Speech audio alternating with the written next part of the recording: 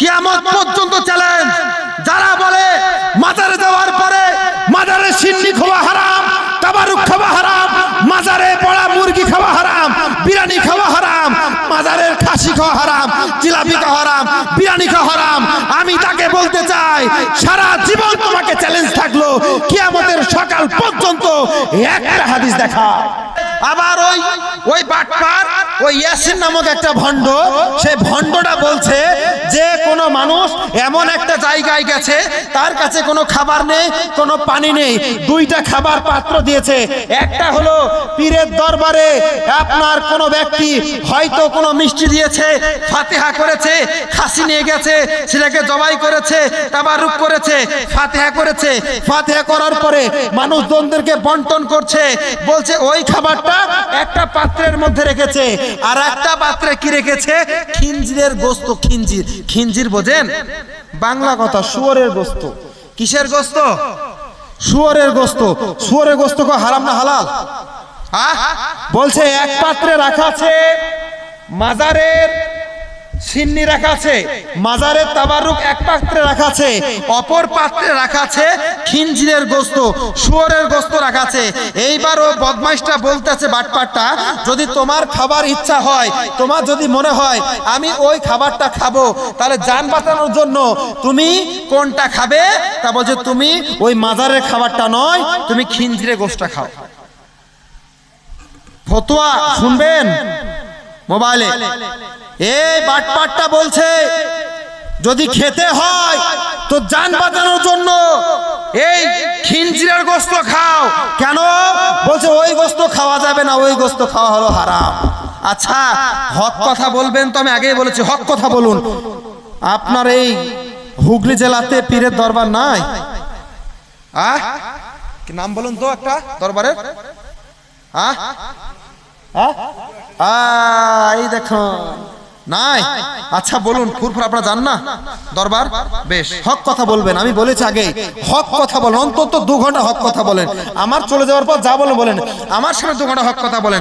আচ্ছা বেশ, দরবারে গেলেন, ওখানে মাজারটা কার আছে? বেশ, একদম হক কথা বলবেন। আচ্ছা আপনি মাজার গেলেন, যাওয়ার পরে একটা খাসি কিংবা মুরগি নিয়ে গেলেন, মুরগি নিয়ে যাওয়ার পরে জবাই করছেন, তো কি বলে জবাই করেন? ইয়া দাদা হুজুর চালিয়ে দিলেন, এটা বলেন? হক কথা বলেন, এই সত্য কথা বলেন, মিথ্যাকে বলবেন না। আপনি ফুরফুরা শরীফ গেলেন, যাওয়ার পরে জবাই করছেন, ইয়া দাদা হুজুর কেটে দিলেন। আপনি আজমির গেলেন, মুরগি ধরলেন, খাসি ধরলেন, ইয়া খাজা মঈনুদ্দিন জবাই করে দিলেন। আপনি বাগদাদ গেলেন, বাগদাদ যাওয়ার পরে জবাই মুরগি ধরলেন, আর আপনি ইয়া বড় পীর সাহেব কেটে দিলেন। কি বলে কাটেন? বলেন না বিসমিল্লাহ আল্লাহু আকবার। কোন আমি আপনাকে এতটুকু গ্যারান্টি দিতে পারি, নিজের দায়িত্বে কোন মাজারে যত খাসি বলেন, মুরগি বলেন, যাই কাটা হয় সব আল্লাহর নামে কাটা হয়। কার নামে কাটা হয়? কোন পীরের নামে কাটা হয়? কাটা হয়। যদি কোন পীরের নামে কাটা হয় সেটা খাওয়া হারাম, এটা বাস্তব কথা। যদি আল্লাহ বাদ দিয়ে, শুধু পীর নয়, ওলি নয়, যদি নবীর নামেও কাটা হয় সেটা খাওয়া কি হবে? ওটা হারাম। এক কথায় আল্লাহর নাম বাদ দিয়ে যদি গায়রুল্লাহর নামে কাটা হয় সেটা খাওয়া কি হবে? হারাম। সেটা কি? হারাম। আর ওই যে আমরা পীরের দরবারে যাই, ওলির দরবারে যাই, আল্লাহর নামে জবাই করেন না? এই বিসমিল্লাহ আল্লাহু আকবার জবাই করেন না? তাহলে বলুন আল্লাহর নাম নিয়ে যখন জবাই করছেন কোন কিতাবে লেখা আছে খাওয়া হারাম? একটা ফতোয়া দেখাও। কিয়ামত পর্যন্ত চ্যালেঞ্জ। যারা বলে মাজারে যাওয়ার পরে মাজারে সিন্নি খাওয়া হারাম, তাবারুক খাওয়া হারাম, মাজারে পড়া মুরগি খাওয়া হারাম, বিরিয়ানি খাওয়া হারাম, মাজারের খাসি খাওয়া হারাম, জিলাপি খাওয়া হারাম, বিরিয়ানি খাওয়া হারাম, আমি তাকে বলতে চাই সারা জীবন তোমাকে চ্যালেঞ্জ থাকলো, কিয়ামতের সকাল পর্যন্ত একটা হাদিস দেখাও। দেখাও একটা হাদিস যে এই হাদিসে লেখা আছে এটা খাওয়া হারাম। না, কখনো না।